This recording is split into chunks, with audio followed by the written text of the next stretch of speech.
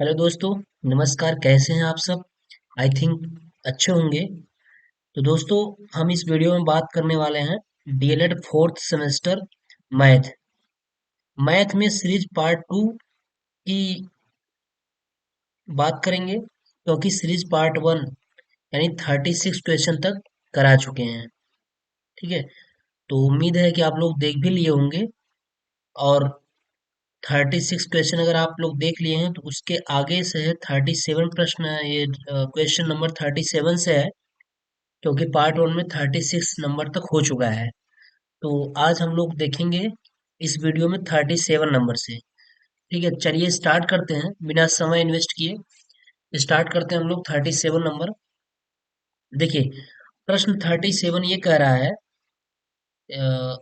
Zero one sorry 0 0 1 2 3 4 में बहुलक है। इसके पहले वाले पार्ट में बताया जा चुका है बहुलक को। बहुलक वो होता है जिसमें एक ही चीजें कई बार ज्यादा बार आ जाती हैं। जैसे जीरो है, यहाँ पे जीरो काउंट करिए कितनी बार आया है। एक, दो, बस दो बार जीरो आया है। अब देखिए एक कितनी बार आया है। एक केवल एक बार आया है, दो भी केवल एक बार आया है, तीन भी एक बार, चार भी एक बार। अतः इसमें जीरो ही इसका क्या होगा, इस प्रश्न का जो उत्तर होगा वो जीरो होगा। इसका बहुलक क्या होगा, जीरो। ठीक है, तो प्रश्न 37 का ऑप्शन ए सही है। चलिए 38 नंबर देखिए। ये प्रश्न थोड़ा इंपॉर्टेंट होता है, पूछा भी जाता है कि 2 6 10 4 8 यानी 2 6 10 4 8 में माध्यिका है। तो देखिए, माध्यिका के लिए फार्मूला हमारा दो बनता है। एक होता है सम पद निकालने के लिए माध्यिका, और एक होता है विषम पद। जब विषम पद दिया रहे तब के लिए माध्यिका, और एक जब सम पद दिया रहे तब की माध्यिका। तो देखिए, दोनों फार्मूला हम आपको बता देते हैं कि सम पद के लिए क्या होगा और विषम पद के लिए, विषम संख्या के लिए क्या होगा। तो आइए नीचे यहाँ देखते हैं, पेज पे हम बताते हैं। थोड़ा सा इसमें लिखना ज्यादा पड़ेगा। तो 38 नंबर, चलिए देखिए 38 नंबर। सबसे पहले हम ये बताएं, यदि संख्या, यानी संख्या मतलब यन मान लें, यन विषम है, विषम है। ठीक, यदि संख्या यन विषम है तो माध्यिका क्या होगा, तो माध्यिका, माध्यिका बराबर होगा n plus one by two पद। ठीक है, अगर संख्या विषम दिया है, संख्या n विषम है, जैसे वो हम सम और विषम कैसे पता करेंगे, काउंट करेंगे कितनी संख्या है। जैसे दो हो जाए, तीन है, चार है, सात है, छह है। पूछ ले इसकी माध्यिका बताइए। तो इसमें देखिए संख्या कितनी है, एक, दो, तीन, चार, पाँच। यानी संख्या कितनी है, पाँच है। और वो पाँच क्या है, विषम है। जब विषम है तो माध्यिका, विषम के लिए माध्यिका का फार्मूला क्या बन जाएगा, n plus one by two वहां पद हो जाएगा। ठीक है, ये हो जाएगा। और सेकंड कंडीशन में, यदि संख्या सम हो, तब माध्यिका बराबर क्या होगा, तब माध्यिका, माध्यिका बराबर हो जाएगा, क्या हो जाएगा, n बाई टू पद plus n by two plus one way पद, वहाँ पद बटा कितना, दो, बटा कितना हो जाएगा, दो। ये फार्मूला है। ठीक है, ये हमारा फार्मूला हो गया। तो अब इसी फार्मूले में सवाल लगेगा। अब हमको ये सबसे पहले ये देखना होगा कि हमारा जो संख्या है सम है कि विषम है। तो देखिए नंबर 38 नंबर क्या है, कह रहा है 2 6 10 4 8 में माध्यिका है, यही है। तो इसमें पद गिन लीजिए, 1 2 3 4 5, कई पद है? 5। तो पदों की संख्या n बराबर कितना है? n बराबर 5 है, यानी क्या है? विषम है। जब विषम है तो इसके लिए फार्मूला क्या हो जाएगा? विषम पद के लिए फार्मूला हो जाता है माध्यिका बराबर हो जाता है मीडियन बराबर हो जाता है मीडियन बराबर n प्लस वन, n+1 2वां पद आंसर होगा। ये निकाल लेंगे आंसर। लेकिन एक चीज और भी ध्यान रखिएगा कि जो वैल्यू दिया रहेगा सबसे पहले उससे अवरोही क्रम या आरोही क्रम, असेंडिंग या डिसेंडिंग क्रम में आप उसको ऑर्डर में रख लीजिएगा। तो हम इसको क्या कर लेते हैं, सबसे पहले आरोही क्रम में रख लेते हैं। आरोही क्रम में रखेंगे तो यहाँ लिख लीजिए आरोही क्रम। इसको आरोही क्रम में लगा लीजिए। तो आरोही क्रम में क्या होगा? सबसे पहले सबसे छोटा हो जाएगा, सबसे छोटा 2 लिखेंगे। फिर क्या है? 4 हो जाएगा। फिर क्या हो जाएगा? 6 हो जाएगा। फिर क्या हो जाएगा? 8 हो जाएगा। और उसके बाद क्या हो जाएगा? लास्ट में 10 हो जाएगा। ये होगा बढ़ते हुए क्रम। सबसे छोटा, फिर उससे बड़ा, फिर उससे बड़ा, और एट द लास्ट में सबसे बड़ा। अब हम देखिए n की वैल्यू कितना रखेंगे? 5, और +1 बटा कितना? 2। 5 1 6, 6 के बटा कितना हो गया? 2, 2 तिहाई 6, कितना आया? तीसरा पद, तीसरावां पद। अब आंसर ये 3 नहीं होगा। अब हम इसमें चेक करेंगे तीसरे पद पे, तीसरावें पद में कौन सा मान है। तो देखिए पहले पद पे 2 है, दूसरे पे 4, तीसरे पे क्या है? 6 है। तो आंसर कितना हो जाएगा?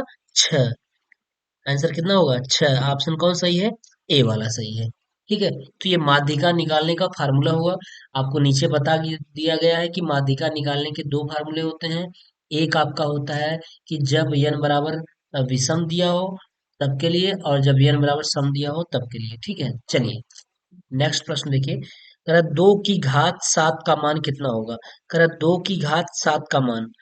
तो चलिए जैसे कह रहा है 2 की घात 7, इसका मान कितना होगा? तो 2 का मल्टीप्लाई 7 बार करिए, तो 2 दूनी 4, दूनी 8, दूनी 16, दूना 32, दूना 64, दूना 128। 2 की पावर 7 का मान कितना होगा? 128। ऑप्शन ए सही है। ठीक है, चलिए 40 नंबर देखिए। 40 नंबर ये कह रहा है कि 4√7 का चतुर्थ मूल समतुल्य किसके है? समतुल्य करड़ी होगी। कह रहा है इसके समतुल्य करड़ी क्या होगी? तो देखिए इसके समतुल्य करड़ी आप यही कर सकते हैं कि इस 4 का अंदर गुणा करा लीजिए। जब 4 का अंदर गुणा कराएंगे तो 4 का गुणा 2 बार हो जाएगा। 4 चौके 16, 16 × 7।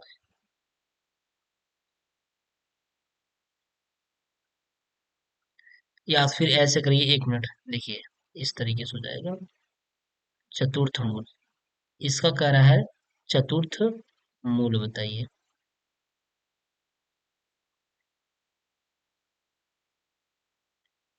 ठीक, तो ये हो जाएगा, दिया हुआ है 4, यहाँ 4 अंदर लिखा है इसलिए इसका मतलब होता है चतुर्थ मूल।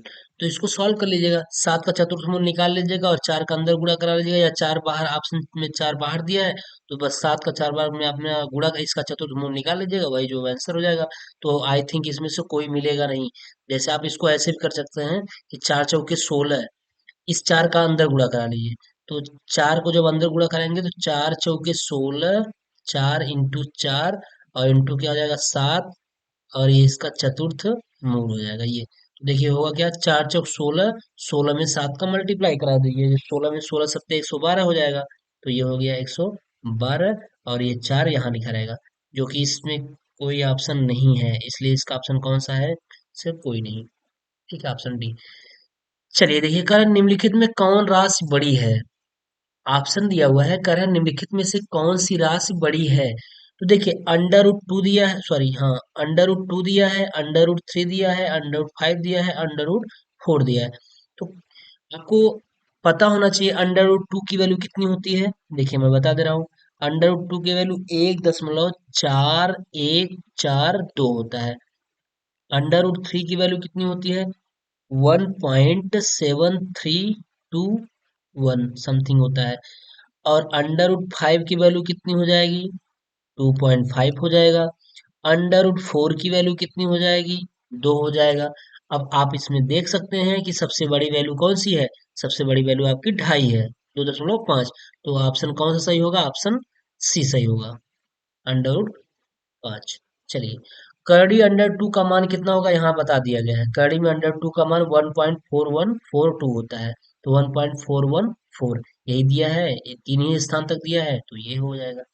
करड़ी under root 3 into under root 2 का मान बताइए, बस मल्टीप्लाई करा दीजिए।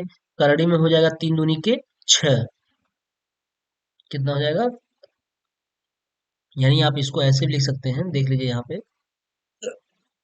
ये हो जाएगा under root 3 into under root का एक, सॉरी गलत हो जा रहा है, इन दोनों को आप एक करड़ी में लिख सकते हैं। क्या लिखेंगे? एक करड़ी लगाइए और यहाँ करिए 3 इंटू 2, तो क्या हो जाएगा? रूट में 6, कितना हो गया? रूट में 6 हो गया। ऑप्शन बी सही है।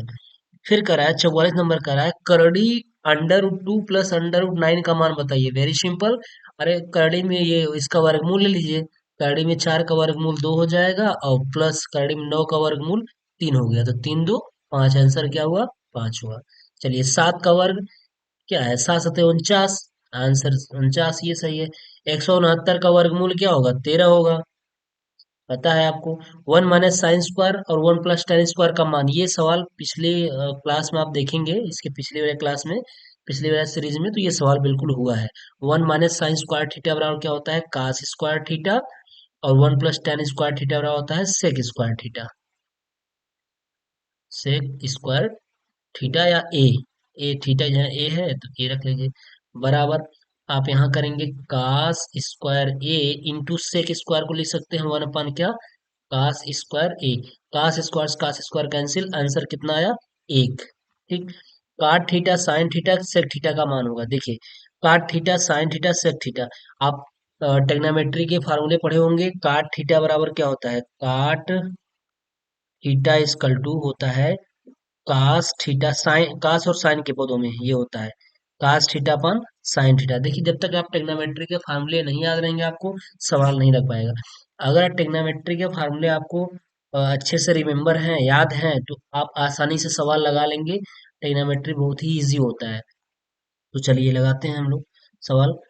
तो यहाँ ये हो जाएगा, इसको चेंज कर लेंगे काट थीटा को। तो काट थीटा को जब हम चेंज करेंगे तो इसको हम लिख सकते हैं, देख लीजिए यहाँ, या इधर आ जाइए, पेज पे आ जाइए। सवाल ये है, 48 नंबर क्या है? कह रहा है cot cot theta into sine theta into sec theta. Cot theta को हम क्या लिख सकते हैं? Cos theta upon sine theta into sine theta को साइन थीटा के पदों में रहने दीजिए, इंटू सेक थीटा को हम लिख सकते हैं 1 कास थीटा। तो देखिए, कास थीटा से cos theta cancel, sine theta से साइन थीटा कैंसिल, आंसर कितना आया? 1। आंसर कितना आ गया? 1 आ गया। ठीक है, क्या किए? काट थीटा को चेंज कर लिए कास थीटा और साइन थीटा के पदों में, cos theta upon sine theta हो गया, इंटू साइन थीटा ही रहने दीजिए, इंटू सेक थीटा को 1 कास थीटा में चेंज कर लिए, तो कास कास से कैंसिल हो गया और साइन साइन से कैंसिल हो गया, आंसर कितना आया? 1 आया। चलिए, 48 नंबर कितना आ गया? 1। इसका आंसर कौन होगा? सी। समांतर चतुर्भुज के सभी अंतःकोणों का योगफल कितना होता है? समांतर चतुर्भुज के सभी अंतःकोणों का योगफल कितना होगा? बोलिए। 360।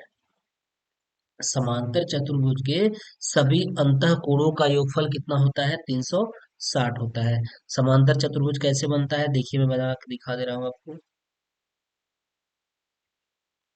ये आपका समांतर चतुर्भुज होता है।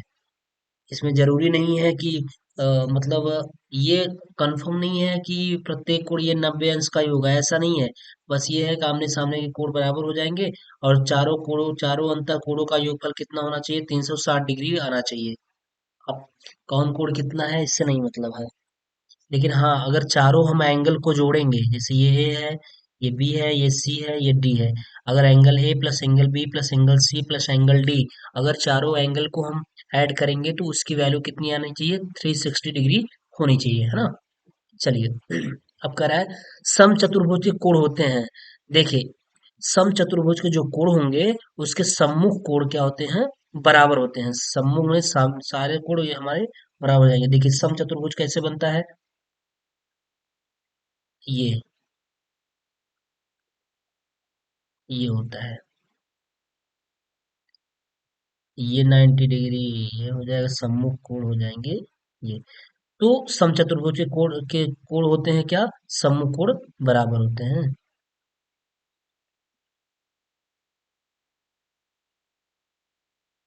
समचतुर्भुज के कोण क्या होते हैं? समान होते हैं। प्रत्येक कोण क्या होते हैं? समान होते हैं, 90 डिग्री के होते हैं। ठीक है, ये होता है, समान होता है। आयत के विकर्ण परस्पर क्या होते हैं? आयत के विकर्ण परस्पर बराबर होंगे। आयत कैसे बनेगा? ये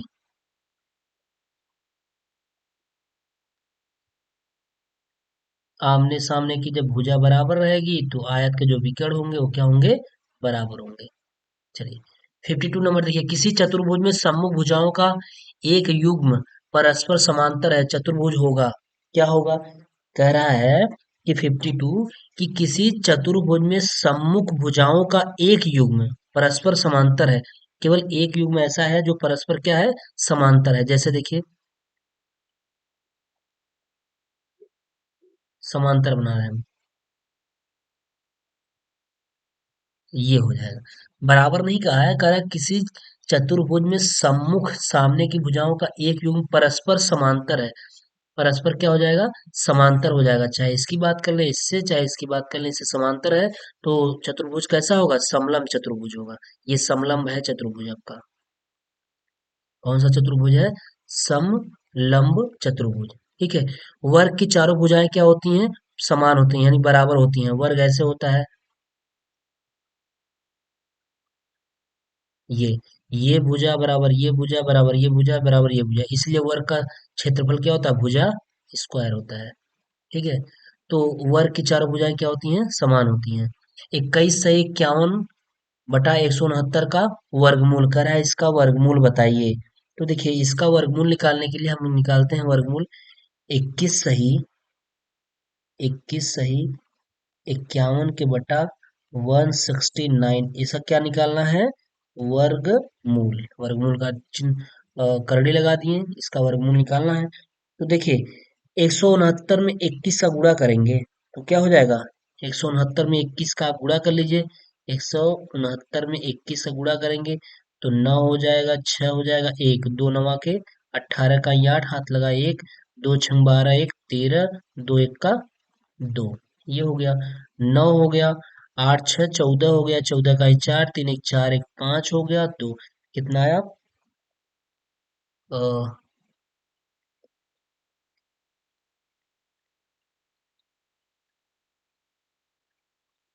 कुछ गलत हो रहा है क्या? देखिए 9 169 हो गया, दो नवा के 18 का ही 8, और दो छंग 12, 12 एक 13 का ही 3, दो एक का दो, एक 3 होगा यहाँ पे।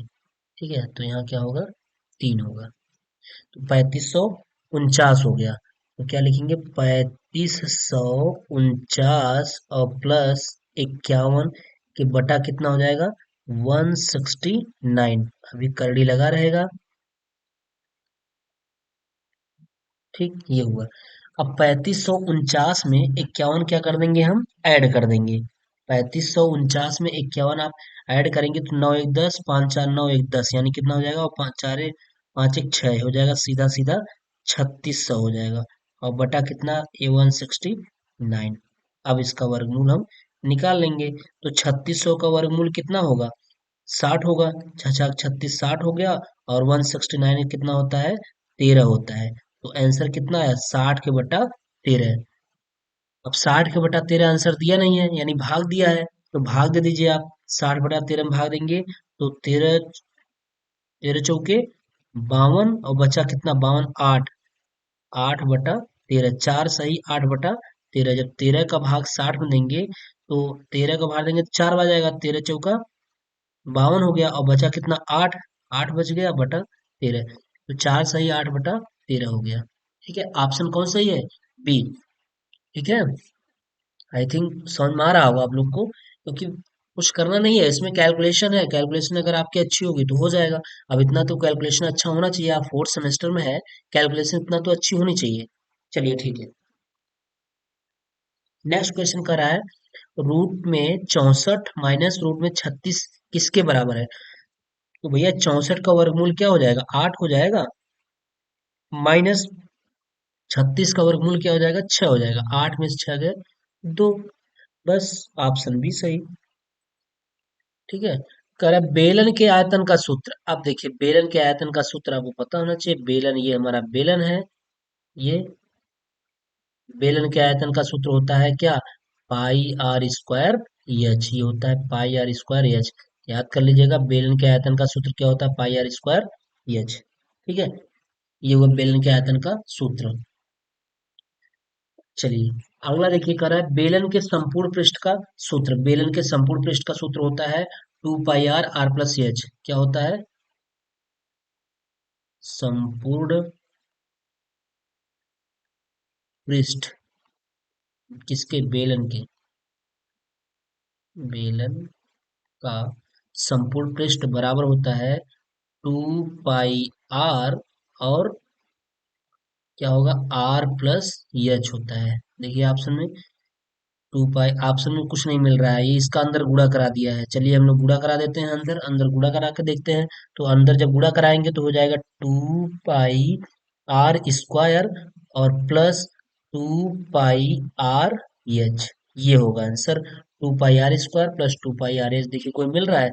2 पाई आर स्क्वायर, इसमें आर स्क्वायर है नहीं तो ये नहीं होगा। ये है 2 पाई आर एच, इसमें केवल पाई आर दिया है, ये भी नहीं होगा। फिर ये देखिए पाई आर एच, पाई आर एच हमारे में कहीं है नहीं, तो ये भी नहीं होगा। तो बचा कौन ऑप्शन? चौथा। तो चौथा सही होना चाहिए। देखिए मैच करा दिए, 2 पाई आर एच, ये तो मिला 2 पाई आर एच, और उसके बाद 2 पाई आर का होल स्क्वायर है। नहीं, गलत है ये होल स्क्वायर नहीं होगा, इसको करेक्शन कर लीजिएगा, यहाँ ये स्क्वायर होगा, ये नहीं होगा, होल स्क्वायर नहीं हो सकता। तो 2 pi R H plus pi R square होगा ये। ठीक है, इसमें करेक्शन कर लीजिएगा, गलत दिया है सीरीज में। यानी होना क्या चाहिए? देखिए 2 पाई आर स्क्वायर ये होना चाहिए, 2 पाई आर एच तो मिल रहा है, ठीक है 2 पाई आर, इसको एच बना लीजिए, 2 पाई आर एच मिल रहा है, उसको 2 पाई आर स्क्वायर होना चाहिए। वही चीज वो स्क्वायर ना करके होल स्क्वायर कोष्टक लगाया और उसके ऊपर स्क्वायर कर दिया, जो कि ऐसा नहीं होना चाहिए। ऑप्शन आपका डी सही है जरूर, लेकिन ऑप्शन थोड़ी सी गलती दिया है, इसको करेक्शन कर लीजिएगा। ठीक है, चलिए करें, यदि बेलन की ऊंचाई 7 सेंटीमीटर और त्रिज्या 2 सेंटीमीटर तो आयतन। तो चलिए बेलन का आयतन निकाल लेते हैं हम, क्या दिक्कत है इसमें? बेलन का आयतन हो जाएगा, बेलन का आयतन V बराबर क्या होता है? पाई आर स्क्वायर एच। वैल्यू दिया है, पाई का मान रख दीजिए 22/7, क्योंकि आंसर इसलिए 22/7 यानी पाई का मान हम इसलिए रख रहे हैं क्योंकि जो ऑप्शन दिया है इसमें कहीं पाई नहीं दिया है, तो मतलब पाई का मान रखा है। आर की वैल्यू क्या है? आर की वैल्यू त्रिज्या 2 है, तो 2 का स्क्वायर हो जाएगा, इन दो दूनी 4 हो जाएगा, इसको 4 कर दीजिए, 4 हो गया, इंटू ऊंचाई, ऊंचाई कितनी दी है? 7 सेंटीमीटर। तो क्या हो जाएगा? 7 से 7 कैंसिल हो गया, ये वाला कैंसिल हो गया, तो 22 चौका कितना आया? 88। क्या सेंटीमीटर सब दिया है? हाँ सेंटीमीटर। और आयतन है तो आयतन क्या होगा? घन सेंटीमीटर होगा। क्या होगा? घन सेंटीमीटर, ये हो गया घन सेंटीमीटर। ठीक, इस पे विशेष ध्यान दीजिएगा, इकाई पे जरूर ध्यान दीजिएगा, क्योंकि देखिए 88 दो दिया है आंसर, एक ये आंसर दिया है और एक ये आंसर दिया है। तो आप लगाएंगे और तुरंत कहीं गलती से आप ये मार दें, ये अगर दोनों दिया है तो एक बार आपको सोचना होगा कि कौन सा आंसर सही होगा। दोनों 88 दिया है, केवल यूनिट चेंज किया है, तो स्वाभाविक सी बात है, आयतन पूछ रहा है। वैल्यूम, तो वैल्यूम में घन इसलिए हो जाता है क्योंकि लंबाई, चौड़ाई और ऊंचाई तीनों हो जाती है इसमें। ठीक है, इसलिए यहाँ पे घन चलता है। अगर ये ऊंचाई है एक कट गया होता तो वर्ग चलता, लेकिन 3 डायमेंशन होने के कारण इसकी यहाँ पे क्या हो जाता है? घन चलता है। तो 88 घन सेंटीमीटर, 88 सेंटीमीटर ये नहीं होगा, 88 घन सेंटीमीटर होगा, ये भी नहीं होगा और ये भी नहीं होगा। ठीक है, चलिए 60 नंबर कह रहा है पाई का मान है 22/7 होता है। अभी यहाँ रखे हैं पाई का मान 22/7। ठीक है, चलिए शंकु की तिर्यक ऊंचाई L, बताइए यदि ऊंचाई H और त्रिज्या R हो तो फार्मूला क्या बन जाएगा, शंकु की तिर्यक ऊंचाई का फार्मूला क्या बन जाएगा। तो शंकु की तिर्यक ऊंचाई का फार्मूला सीधा सीधा आपका क्या बन जाएगा, L बराबर R² प्लस H², ये बन जाएगा। सम का आयतन बताइए यदि ऊंचाई H और त्रिज्या R हो तो सम का आयतन के लिए फार्मूला क्या होता है, 1/3 पाई आर स्क्वायर, ये H 1/3 पाई आर स्क्वायर, ये सम का आयतन का फार्मूला होता है। तो कौन सा ऑप्शन सही है, ऑप्शन डी सही है। एक पासे में कुल कितने परिणाम होते हैं, तो बताइए एक पासे में कुल कितना परिणाम होगा, 6 होगा। पासा हमारा कुछ है इस तरीके से होता है ना, उसमें एक होता है, एक बिंदु होता है, दो अवयव होता है, और क्या होगा, तीन होगा, एक दो तीन होता है, फिर चार होता है, पासे में ये होता है, और फिर पांच होता है, ऐसे समथिंग कुछ होता है पांच, और एक छह होता है, तीन तीन बिंदु ऐसे बनता है। तो काउंट कर लीजिए, एक दो तीन चार पाँच और छह। तो एक पासे में कुल कितने परिणाम होते हैं, छह परिणाम होते हैं। ठीक है, एक पासे को ऊपर उछालने पर पांच से बड़ा आने की संभावना कितनी होगी। भाई स्वाभाविक सी बात है कि पांच से बड़ा आने यानी पांच है ना, पांच से बड़ा आने की संभावना कितनी हो जाएगी। पासे में कुल छह है, एक पासे में कुल कितने बड़ा छह है, तो उसको उछाला जाए तो आने की संभावना कितनी होगी, 1/6 होगी, 1/7 तो होगी नहीं क्योंकि पास में कुल छह पास छह फलक है ही। तो ये सात नहीं हो सकता, आठ नहीं हो सकता, और तीन कहाँ से होगा, तीन इसलिए नहीं हो सकता क्योंकि तीन आने का मतलब कि केवल तीन बार हम उछालें, और जबकि पांच अगर हमको लाना है तो हम कितनी बार उछालेंगे, छह बार उछालेंगे। हो सकता है कि उसमें आ जाए तो 1/6 होगा। ठीक है, ये भी नहीं होगा। चलिए एक पासे को उछालने पर विषम अंक आने की संभावना, एक पासे को उछालने पर विषम अंक आने की संभावना क्या होगी। विषम अंक कितने हैं, पासे में विषम अंक कौन है, एक है, तीन है, पांच है,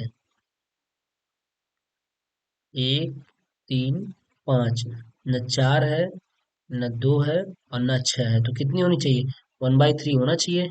ठीक है, देख लीजिए 66 नंबर करा है, 2 3 7 9 5 में फिर से बहुलक का प्रश्न आ गया है। इसमें बहुलक कौन सा होगा, तो 2 3 7 9 5 में बहुलक है, बताइए इसमें कौन सा, कोई नहीं होगा क्योंकि सब एक बार आया है, दो भी एक बार आया है, तीन भी एक बार आया है, सात भी आया है, नौ भी आया है, पांच बार, इसलिए इनमें से कोई नहीं, बहुलक कोई नहीं है। एक सिक्के को उछालने पर शीर्ष आने की संभावना 1/ कितना होगा, 2 होगा, क्योंकि एक सिक्के में क्या हेड और टेल होता है, क्या होता है, हेड होता है और टेल, यानी कितने फलक होते हैं, दो हैं। तो दो जब हम सिक्के को उछालेंगे तो फलक दो हैं, तो हेड या टेल कोई भी पूछे, चाहे हेड पूछे या टेल पूछे, तो उसकी संभावना कितनी होगी, 1/2 ही होगी हमेशा। दो सिक्कों को एक साथ उछालने पर शीर्ष आने की प्रायिकता, अब जब दो सिक्का है तो फलक चार हो गए तो 1/4 हो जाएगा। तीन सिक्कों को एक साथ उछालने पर शीर्ष आने की संभावना, अब ऐसे तो दो था चार था तो अब कितना हो जाएगा, अ, तीन सिक्के को जब उछाला जाएगा तो देखिए एक सिक्का, दो, तीन, जब तीन सिक्का है इसको उछाला जाएगा तो सिक्के को एक साथ उछालने पर शीर्ष आने की संभावना कितनी हो जाएगी, दो दो चार दो, छह फलक हो गया तो कितना हो जाएगा, 1/6 हो जाएगा। ठीक है, तीन सिक्के को एक साथ उछालने पर पुच्छ आने की संभावना वही 1/ कितना होगा, 6 होगा। ठीक, चलिए ये रहा हमारा 70 क्वेश्चन, जो कि बहुविकल्पी का 70 क्वेश्चन हो चुका है। इसके बाद हम लोग क्या करेंगे, कुछ अति लघु उत्तरीय प्रश्न देख लेंगे, कुछ क्या देख लेंगे, अति लघु उत्तरीय देख लेंगे। तो इसमें जो इम्पोर्टेंट होगा उसको अति लघुत्तरी नेक्स्ट क्लास में अति लघुत्तरी करा दिया जाएगा, और आप बिल्कुल निश्चिंत होकर के जो भी पढ़ाया गया है सीरीज को उसको सही तरीके से सॉल्व करिए, और एक बार नहीं दो बार तीन बार आप उसको प्रैक्टिस करिए, क्योंकि इसमें सारा डिटेल पढ़ाया जा रहा है। अगर आप पीछे कोर्स कवर नहीं किए होंगे कोई दिक्कत नहीं है, आप सीरीज को देखिए, सारी चीजें आपको यहाँ बताई जा रही हैं। जब आपका अति लघुत्तरी कराया जाएगा तो वहाँ और भी डिटेल से बता दिया जाएगा, जिससे कि अगर आप मैथ नहीं पढ़े होंगे तो निश्चिंत होकर के आप टीएसपी से लगेंगे तो अवश्य ही आपके अच्छे नंबर आएंगे। ठीक है, ये दावा है टीएसपी का। तो टीएसपी टीम के द्वारा बिल्कुल आपको सही तरीके से सही चीजें दिया जा रहा है, इसलिए आप टीएसपी से अवश्य जुड़िए। अगर आप नए होंगे तो चैनल को सब्सक्राइब करिए, लाइक करिए और अपने दोस्तों के साथ शेयर अवश्य करिए। आप लोग वीडियो देखने के बाद लाइक नहीं करते, थोड़ा सा ये दुख की बात है, क्योंकि इतना मेहनत किया जाता है लेकिन आप लोग लाइक नहीं करते हैं। तो दोस्तों, लाइक, एक लाइक तो बनता है, आप लाइक करने में क्या दिक्कत है, आपको कौन सा पैसा लग जा रहा है। ठीक है, तो चलिए मिलते हैं नेक्स्ट वीडियो में, तब तक के लिए बाय।